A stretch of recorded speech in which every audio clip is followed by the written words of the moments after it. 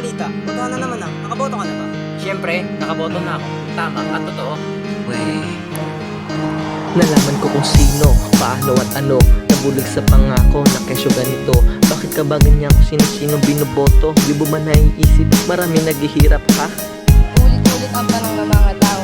Kamusta na ang boto? Ikaw ba niloloko? Wala ka bang naisip na magandang servisyo? Tignan mo na tuloy, tayo ang inaalin. Pero wag mag-alala, may pagkakataon pa nakarapat dapat sa mga kumandida. Tapos dagdagan mo pa, pwede kang mag-imbita ng mga edukadong depodo sa korupsyon na tumulig sa magbago na. Isiwalat ang mga baho para malaman ang tunay niyong pagkatao. Mulat na Pilipino, malapit na maubos. Gumising na kayo, atin tong ipanalo. Ang klaseng politikong pipiliin mo, kuha ka sa suhol o sa servisyo.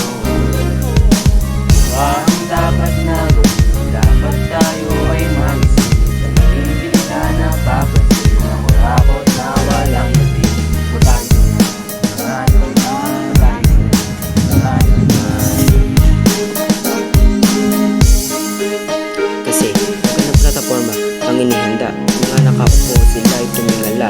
Politikang umirang paramihan na gawa. Kung wala kang gagawin, wala ka rin mapapala. Magtataka ka muna bago ka matutulog. Kaya naman sana tayo nagtutusa. Kaya natakot at muna pero alalay lang huwag ka masyadong magpagdala.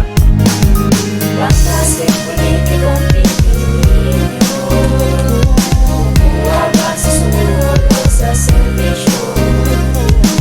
Ang dapat na gawin, dapat tayo ay magising. Sa maling bilita na papansin, kurakot na walang natin.